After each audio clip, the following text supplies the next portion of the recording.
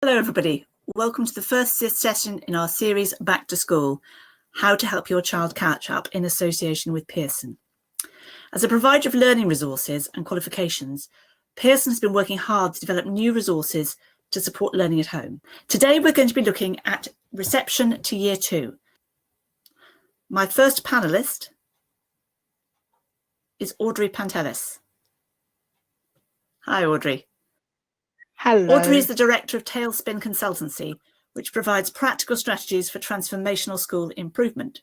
With 30 years' experience in education, Audrey was the founding head of a new free special school and is an expert in SEN. Also joining me is Dr. Julian Grenier. Julian is the head teacher of Sheringham Nursery School and Children's Centre and also leads a research school.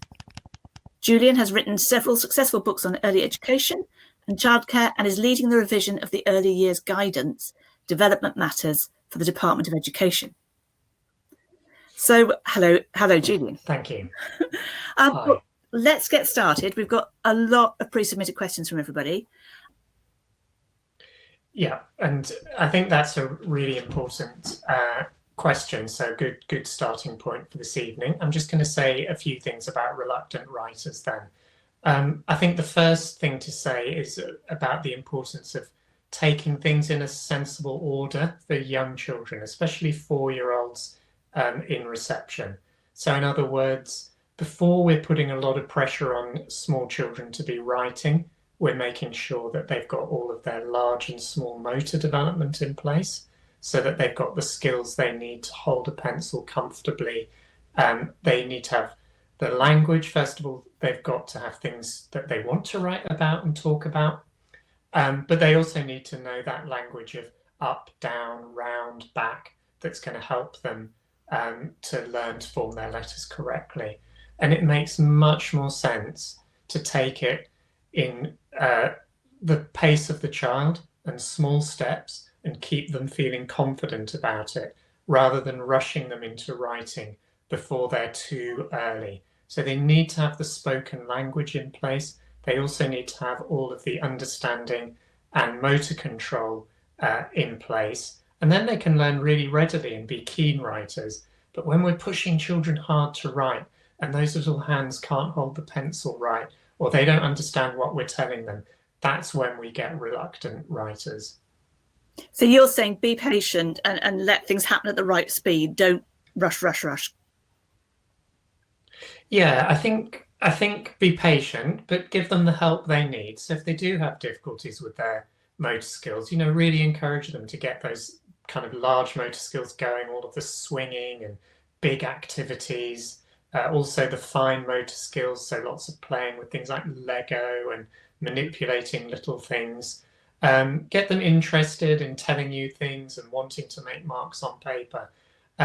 So really encourage them, but pace your expectations to their development as you encourage them. Yeah, that sounds very sensible. The next question I've got is from Suzanne Timms, and Audrey, I'm going to give this one to you. Can you recommend any books that help guide the parent on complementing the teaching style that is likely to be used in a state school? Okay. Suzanne, thanks for your question. I think really every school is going to be different. So what I wouldn't want to do is to start giving out advice on particular reading styles or having a leaning towards. What I would suggest is that you look at books that are actually just picture books, because usually if you're having a book with no words and the stories are telling the story as such, actually there are inferences and sometimes there are opportunities for you to do some reading with your child where you can actually talk about what you're seeing and also suggest possible answers. That actually means every time you're reading the book, you've got a different kind of outcome, which actually is quite fun. So I would suggest trying to find books, just pure picture books. The National Shelf Service, which is run, I think, by the now. I wrote down who it was written by, and then I've lost that bit of paper. So I'll get that back to you. Make sure that you got that information. But the National shelf service offer a massive range of books that enable you to be able to access them, and you can actually see the videos on YouTube, or your local library actually will have them as well. But fundamentally, any books that don't have any words, because I think that actually can encourage storytelling and comprehension, and those skills that are needed for reading, which actually then will encourage them to want to go and actually read books with words. And talk to your teachers, I guess.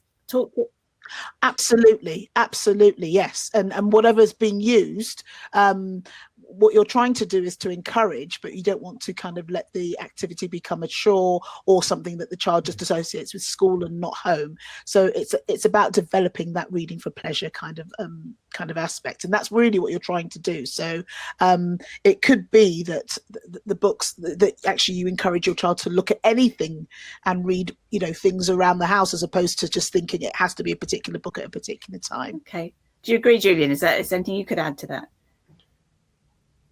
Yeah, I think that reading takes many different forms, and it's really important to go with what children feel motivated to read and to encourage reading in that area. I think that's a really sound approach to take.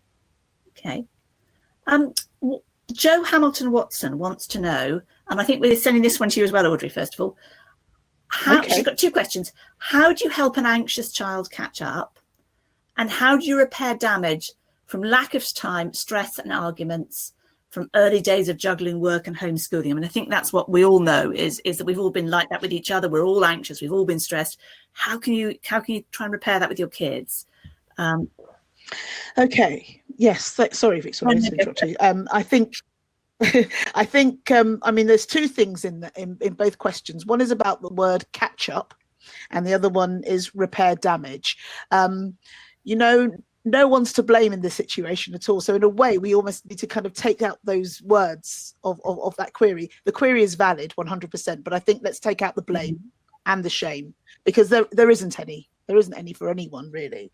We're in a situation that is not of our making, and we're trying to make the best of it. So if you like, we're trying to help an anxious child, especially in the return to school. And if we're also thinking about the lack of time that happened at the beginning of lockdown, when we were trying to navigate our time and the way of working, I think really now it's about just setting some routines, bearing in mind now, we've been in this situation for 6 months, and we know it's going to go on for the foreseeable.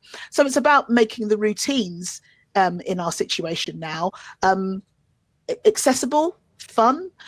So it means if it means we have to do things in a particular way, if it means that the learning starts from before we go to school, as we're getting ready, we're setting up those routines, those sequences.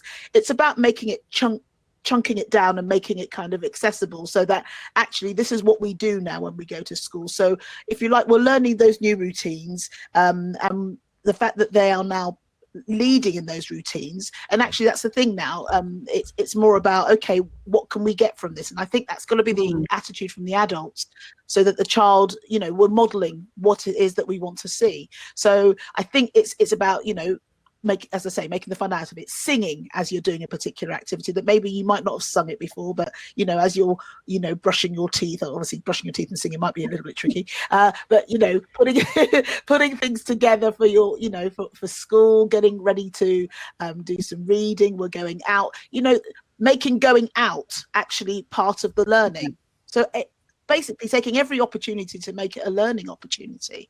I think that's really the way forward, and to take the edge off, take away the pressure of thinking they've got to catch up, because they're not catching up. They're just getting used to learning again after an extended period when they haven't been learning in formal situations. And likewise, the situations where parents were trying to work out and kind of get to a situation where the child was learning, it's not going to look the same as it did. It won't. So don't try and make it look that way. Take the pressure off and just start again. Think, okay, this is our way of learning. And if learning actually means that if you're learning at home, it's actually going to be for a shorter time, but it's going to be more engaging, so be it. and make the rest of the day as engaging with regards to learning, but don't formalize it necessarily.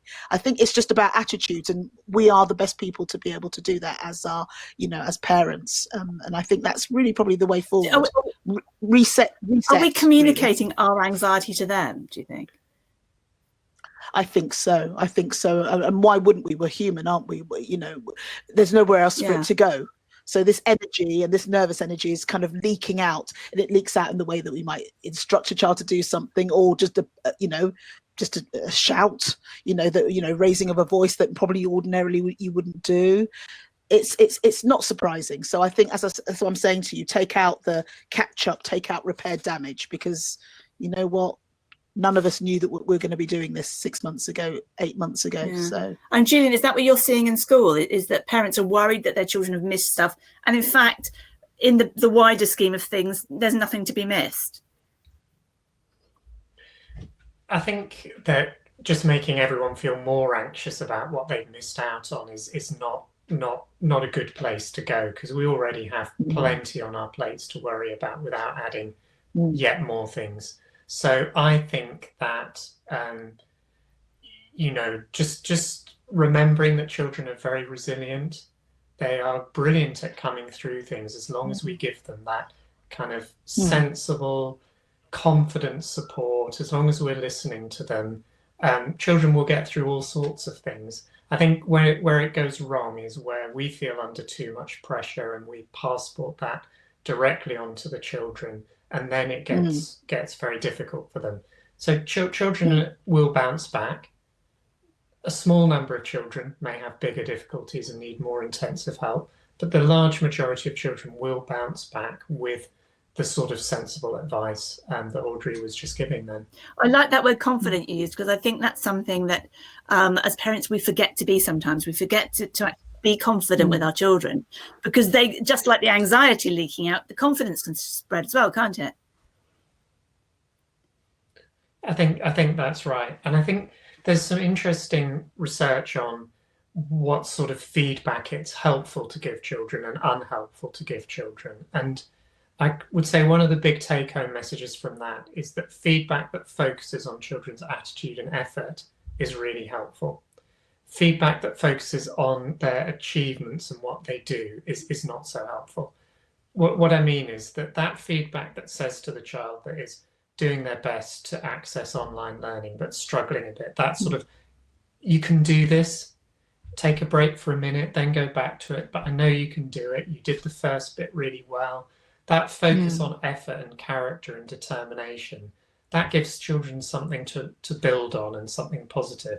Whereas if we're just waiting for the end result to say, oh, that was great, now you finished it, that can make children just feel under a lot of pressure to achieve the end result. And then they lose that character, which is around persevering when it's hard, keeping on going even though they're not sure they're going to do the best thing they've ever done.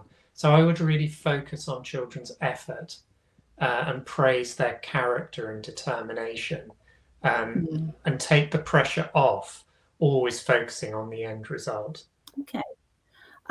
Ben Lowe wants to know, on top of the COVID issues from March to June and the long summer break, he says his child has also joined a new school, which offers more opportunity and also challenges. So any special tips for that?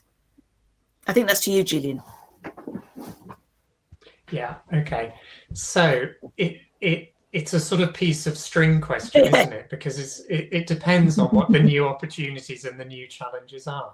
But I mean, it sounds great, doesn't it? A school with new opportunities, more challenges, more to get yourself stuck into, particularly where some children have missed quite a lot of schooling. So it sounds terrific, but we've got to remember that for a little kid, it might be all quite daunting. And it might just take a little bit of time to get to grips with what the new opportunities are, to feel confident to do new things, which is clearly where we want children to be, to have that confidence, to take on the world, to do the difficult stuff, to keep on going. So again, I think I would just say, take your time, listen to your child, find out what they think of these new opportunities that they've got in front of them, what things encourage them to feel that they can take part. So it sounds great. but like all of us thrown into a new situation, might just take a little bit of time. Okay. M. Roy says, how do you keep children engaged and motivated to learn, Audrey? Okay, so I mean, some of this kind of ties in now, and probably this is going to be the beginning of a bit of a theme. It's about the whole idea of active learning, and for me, I would be thinking about making learning fun, which of course it should be. It should be fun. It should be, literally a voyage of discovery, and everything is a discovery. So the whole approach should be almost like, what can we find? What are we going to see today? So that's really the fundamental way of approaching it, and then it's really just down to how you want to do that. So that could be it could be something as simple as, for example, having a bag and having something in the bag, like a paper bag or something like that, and maybe in the morning, if you're learning at home or it's an activity that you want to do either before school or after school, and getting the child to try it without getting into the bag, actually looking at the bag and trying to describe what might be in it, and answering yes or no, different games, just anything. It could be going outside, counting how many, as you're walking to school, how many drain lids that you're seeing as you're walking on the way to school. It could be how many lampposts are there, counting as you're doing lots of things. There are so many things that you could do that are actually every day, that don't require any extra equipment or outlay. And I think it's that idea that everything is a learning activity, and again, it's the modeling from the adult. If the adult is actually, portraying that actually learning is fun, and walking past a bus and you can see maybe the advertising and there's particular words or whatever, how many A's can you see? How many E's can you see, if that's appropriate? There's so many things that you could do that are just everyday things that can make a child start to think, hang on a minute, I was looking at letters. Maybe I'll go home and I'll go and either create them, or maybe I'll go and find them in a book, or who knows. There's so many activities. Don't shut off from them. So do some writing in front of them, read in front of them, so so they know that it's fun and that you're enjoying it. Yes, I think children also like it when they see that what they're learning kind of has a real life application as well. So they'll like it if, for example, if they're writing, you're writing and they're writing with you. That's kind of like, yeah, mummy's doing it or daddy's doing it, or whoever's doing it. They like that kind of that mirroring, because actually then there's, yes, I'm grown up. In the same way a child always loves to see, if you're on the phone, then they like to pretend they're on the phone as well. So they like that mirroring. And before mobile phones were kind of as prevalent as they are in use, I can remember my son, who's now 26. I used to be on the phone, and then he had a little Fisher Price toy, and he used to do the same thing and pretend he was on the phone to me, type thing. So, it was. I used to laugh and thought it was quite quaint, but I realised actually that was him trying to, acknowledge that mummy's doing something and I want to be able to do it as well. So, I think that's a kind of a key way in. Make it fun. Make it fun. Sure. This one is for you, Julian. Patrina O'Halloran says, I am generally interested in how I can support my granddaughter, who is now in year 2. She has gone straight into 2 weeks isolation as a class member has tested positive for COVID-19 after 2 days return. How can I best support her and her parents now and in the next months? Yeah, and this is such a prevalent and important issue. And I think one of the things that we really need to get our heads around about this school year is that children are going to be in and out, quite likely to be in and out of school, and to prepare ahead really for that eventuality, that it may not be a smooth year for a lot of children, for exactly those sorts of reasons. So I think when we're trying to support children to deal with sudden and unexpected change, so 1 minute they're in school, then the next minute they're having to self-isolate for 10 days. How do we prepare children for those sorts of things? Well, first of all, in a calm way that doesn't alarm them about something that may not happen anyway. It is useful just to talk through scenarios with children. Make sure they understand that if someone is ill in their class, that it means that to keep everyone safe, they'll have to spend 10 days at home, and they understand the reason for that, and talk them through a bit the sort of things they'll be doing at home in the event of that happening. So you don't want to create unnecessary anxiety about the idea, but you also, if it happens, don't want it to be a complete shock and surprise to your child.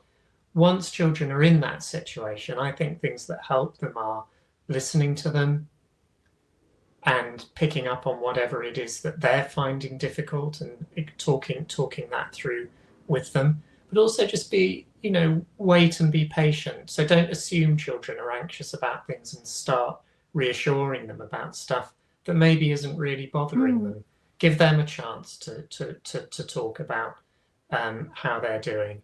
I think human connection will be really important for a child who's at home for 10 days. So grandparents and other people appearing on Zoom and catching up with them, and just even those funny little things, telling them about what happened when they took the dog out for a walk, or just those little quirky human interactions, asking them about what they're doing, being encouraging, and just generally being there for that child to help them through that period and keep their spirits up, really keep them feeling positive about things. And that would be true for supporting the parents as well, wouldn't it? I think it would be absolutely true. And one of my friends has just been in exactly this position, and it's terribly disheartening that just as you've geared up and got everyone back to school, kids are back home again. But we can do this. We can actually manage these situations perfectly well with the resources that we've got. And it's just a matter of saying that to ourselves and to our children. We've got this. We can do this. I agree. Another one for you, Julian. Lucy Jaxa, I can say your surname, I'm afraid, Lucy. Accentowicz. My child is in year 3. Will your advice still apply? That's a good question. Because, it's only a year's difference. What should we be supporting our children with at home? My son flatly refuses to do homework that has not been set by the school. So obviously Lucy's son is saying, well, I'll do it if the school sets it, but you are not the school, mummy. What can she do to encourage him? Yeah. And I've definitely been there myself and been told by my child that although I may be a teacher, I'm not a proper teacher in that school, and therefore so we've all been there with our kids. So I think that roughly the advice applies for children through the primary years, but of course older children are more amenable to talking things through and reasoning. They're more amenable to that kind of working out with them. Okay, so you didn't want to do this particular task. Well, how can you learn those things in a way that we can do together and that will help you? So giving children, as they get older, giving them increasing say and control over what they do is really good. I mean, with younger children, that's important too, but it's just harder to have those sorts of conversations when children are younger. And I think, if you're keeping children curious, asking questions, keeping them engaged, keeping them as youngsters who really want to learn new things and to learn new skills and get that deep satisfaction about tackling something difficult and succeeding, those are the important things, and children will quickly make up for lost ground. I don't think we should get over anxious about that. I think that's very reassuring. Yeah. And Holly Andrews, I'm going to sorry, Julian, this one's coming to you as well. How much time after school should you be spending with your kids on work at this age? They're always so tired, it seems a shame to make them carry on once they're home. Should they be doing homework? I guess that's the question. Yes, so these are difficult questions to answer because they do very much depend on the school that your child is at, and different schools take a different approach. So I think the first thing is to clarify what the school's expectations are. Talk with your teacher. I know that's not as easy now as it used to be, but connect with your teacher however that communication is happening with school if you're feeling that your child is too tired or struggling with homework, and get the teacher's advice on that, because there's nothing worse as a parent than slogging away trying to get something done at the end of the day when children are tired and fractious, and they will very quickly be switched off learning if we get that one wrong. So I would say talk any issues through with your child's school and ask for advice and help. Okay. Audrey, I've got a question here.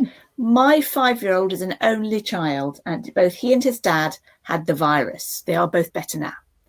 How do we as parents help rebuild his overall well-being? Okay, so yeah, I think really this is a situation where we again, you take the lens off the any form of achievement, and actually you're just celebrating him for being him. That's all you're worrying about. So I would suggest that really it's more about just taking joy in all that he does, and just, I think, really just enabling him to get back into a routine that encourages kind of and celebrates anything that he's doing, really. And again, I think as Julian said, we take the pressure off end results of outcomes, and we just think about that well-being. I think also as well encourage the young man, the child, to think about their own feelings and about how the journey that they're actually on, because if they're kind of getting back to kind of strength again, there's going to be some days when they might go back a couple of steps, actually. So they might be kind of like moving forward, but actually some days I'm really tired. And so, just talking about what's happened, reflecting on actually, what has gone on, and then talking about, if you like, the aspirational aspect of recovery, and what's coming, or when I'm better, I'm going to be able to, I can't wait until I, all of those kind of aspirational, kind of like future looking, forward looking, positive looking kind of activities that they can do. So I think really that's probably the best thing. Just celebrate the child being, well again and good, and just think about ways in which you can kind of like, champion all that young man can do. That's nice. Yeah. We've got another question, Audrey, I'm going to give to you, which is by Scott. What's the best way to encourage character building in children? And that's kind of tied with that one, doesn't it? Yes, and I think there's a lot of this that kind of ties in with definitely with a particular theory that I suppose it's kind of morphed into now, and I understand the concept of growth mindset, which is about kind of like that perseverance. Something that I used to use a little while ago. Professor Guy Claxton was a real innovator with regards to building learning power, and it was about developing basically the idea of learning to learn. And he looked at the 4 R's, as they were called then, or as I think they still are called, 4 R's, and we used them in my special needs school, actually. So it was the idea of using resilience and reciprocity and resourcefulness, and what's the last one? Resilience, reciprocity, resourcefulness, and there's one more that I haven't got. I called it the 4 R's. It's actually the 3 R's at the moment, isn't it? But fundamentally, it was about resilience. It was about the idea that learning was actually, it was a pathway, it was a skill, and there are times when you're not always going to know what to do. It's always like knowing what to do when you don't know what to do.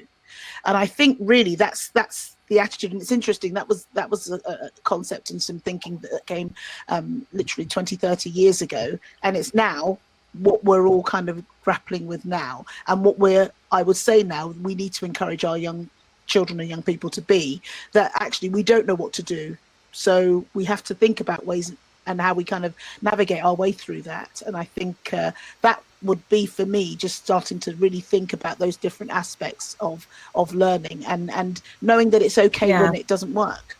And actually it's about what we do, to not just sit there and say, right, I'm stuck. It's about, how am I now going to come out of this particular situation? What are the best ways of doing it? Who needs to help me? And even if I get it wrong, it doesn't mean to say that I am wrong.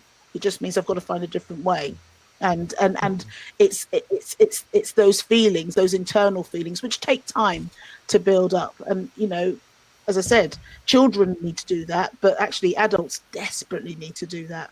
because at the moment we're all saying we use the phrase the new normal, but it's a phrase I absolutely hate to have to say. I don't like it because this is new. It's not normal, it's new. So it's just, this is the new way of working. So actually let's not call it normal, because normal was then.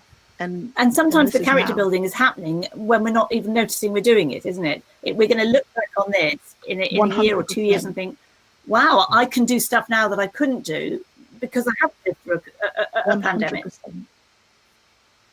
Definitely. And that's it. So in a way, almost, do we need to label it? We just need to kind of think about what we're doing, if you like, get through the tunnel or go through the tunnel. And it's the going through, it's creating that character. So, you know, we in a way, let's not kind of, you know, get bogged down with labels and stuff. Let's crack on and do it. But we need those skills. And that's the thing, isn't it? It's about learning the skills. A question for you, Julian.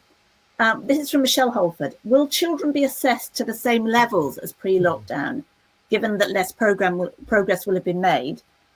Can they actually catch up, or will the gap exist for several years? And what are the best methods for bridging the gaps? What should we expect about this concept of a gap in education? Should we worry about it? Is it your job? Is it my job? Is it anyone's job? Yeah. So there's a very, very good set of questions within there, and very much on a lot of people's minds, of course. So assessment in school is really a practical set of procedures that teachers have to check, you know, where children's understanding is secure and where they need support. Maybe they have a misconception about something or haven't fully grasped something yet. So the teacher needs to think hard about how to make sure that the children gets to a secure place in their learning before moving them on to new content. So if we were thinking about quite small children, we probably all know that small child who, faced with a small number of things, goes kind of 1, 2, 3, 4, 5, 6, whether there's 3 or 4 or 7 of them, it's always 1, 2, 3, 4, 5, 6. So assessment tells us that that child knows the order of numbers, the count sequence, but doesn't yet really understand one-to-one matching, that one number counts for one object, and that when you do the last of those matching, that's the number of sets you've got. So teachers are using assessment like that all of the time to check what children know and what they don't yet know, or where they might have a misconception. And the important thing is not then to accelerate children through a lot of content very fast so they can catch up. It's really important to continue to focus on their secure learning and understanding, because we all know what it's like when you don't properly understand one thing, and then there's another thing and another thing and another thing, and the next thing you're really lost. So I think it's much more sensible to think about the secure learning that children have, making sure they have plenty of time to practice and get fluent, and then moving them on through the curriculum. Because again, in the big picture of children's education, children are resilient and they will catch up over time.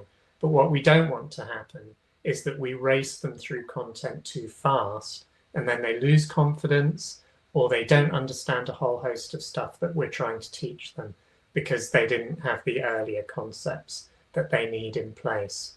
And one of the changes, for example, that has just been made for the earliest foundation stage is the idea that it's much more important for children to be fluent and confident with small numbers up to 10 than it is to count to bigger numbers. And this is really what we've learned from the kind of Shanghai approach to maths, and what some of the most successful school systems in the world do is they make sure children really are secure in their knowledge before they move them on to something new.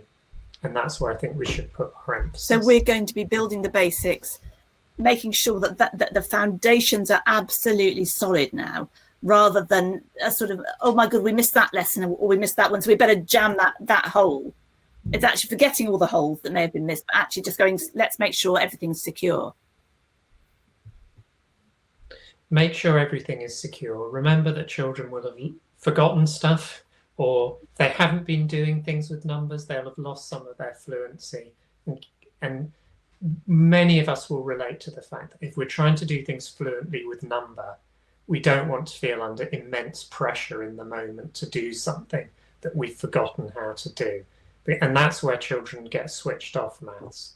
So we have to be really ambitious about children's maths learning, but from a point of what they can do now and helping them to practice and get really fluent before we start moving them on. So I would say, you know, depth in learning, not rushing along and covering a lot of stuff in a bit of a panic response to the lockdown that children have been in. One of the next questions actually ties into that. Anne Harrison has asked, what's the most important area to concentrate on in year 2 maths? Is there a specific area, or is it really just, again, a question of there's no point in rushing to look at those bits if everything else isn't in place? Yeah, I think so. Year 2, you know, the year 2 maths curriculum is pretty ambitious. I had a quick read of it just to make sure I could answer this question well.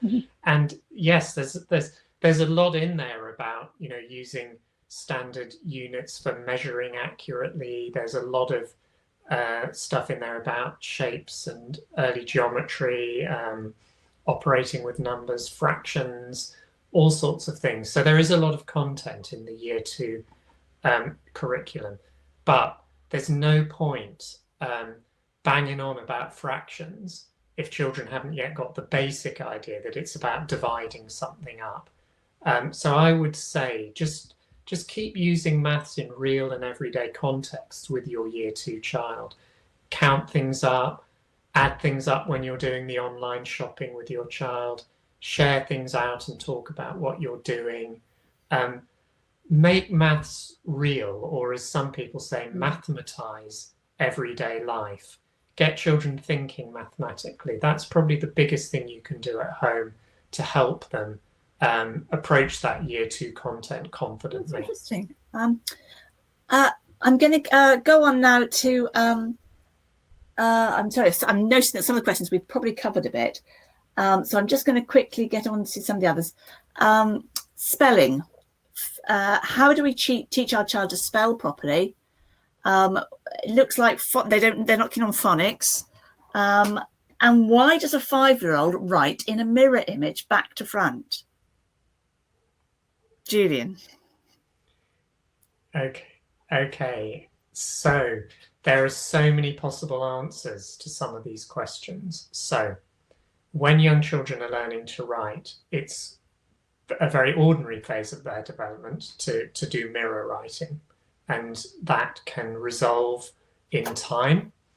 The useful thing to do is, in a sensitive way, give the child feedback. Can you see, when you look at that letter you've done, can you see it's pointing the wrong way? How could you have done that? So it faced the, you know, so it pointed the same way as the letter I've just done. So that's sensitive feedback and drawing children's attention to important features. But of course, some children do have specific difficulties with their early reading and writing, and it's extremely important that those are picked up quickly and they're given the extra help they need before they suffer that loss of confidence and loss of inner belief. So it's a kind of Goldilocks thing, isn't it, of not too hot, not too cold, that you keep an eye on your child in a low-key way, you give them the feedback, just look at the way I'm doing that. Now you have a go, you try again, and really being calm but encouraging to your child.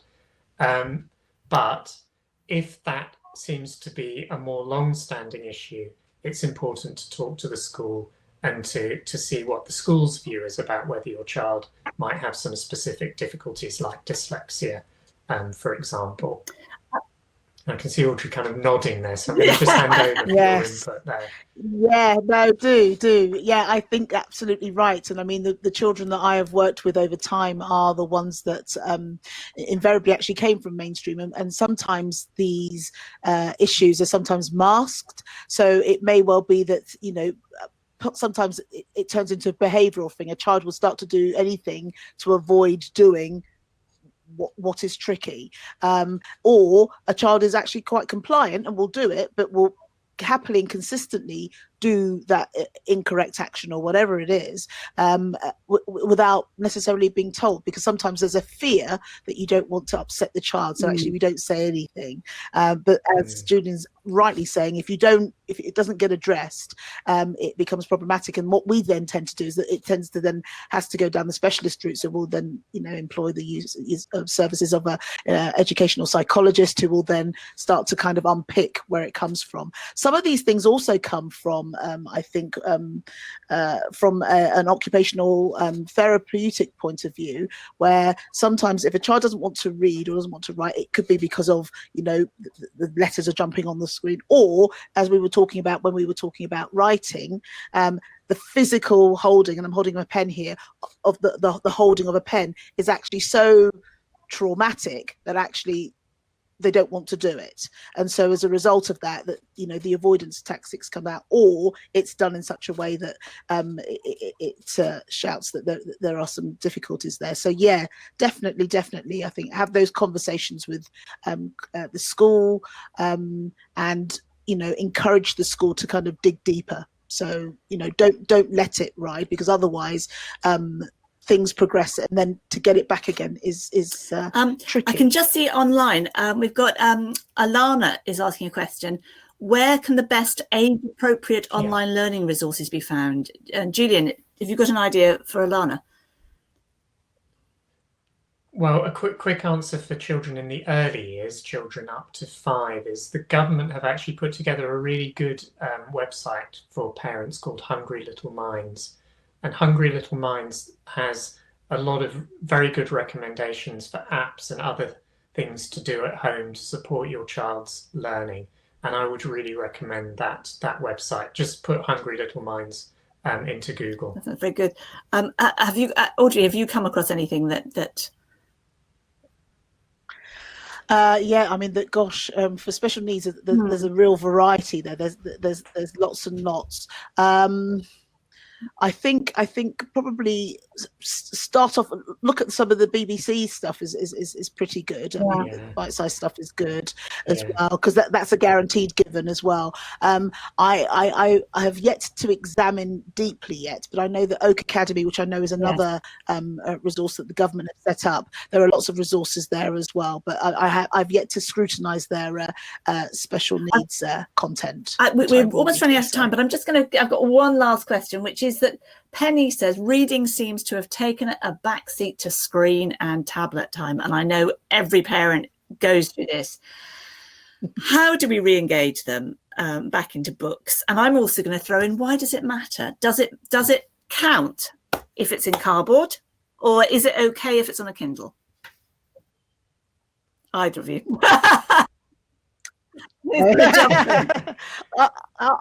I'll jump in first, if you don't mind, Julian. I'm going to say that actually, with regards to reading is taking a backseat to screen. I mean, you can read on a screen and you can read it with a tablet. So really, it's just about redirecting what they're looking at, really.